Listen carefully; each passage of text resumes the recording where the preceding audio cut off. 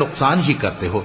اور یہ بھی کہا کہ اے قوم، یہ اللہ کی اونٹنی تمہارے لیے ایک نشانی یعنی معجزہ ہے، تو اس کو چھوڑ دو کہ اللہ کی زمین میں جہاں چاہے چرتی پھرے، اور اس کو کسی طرح کی تکلیف نہ دینا، ورنہ تمہیں جلد عذاب آ پکڑے گا۔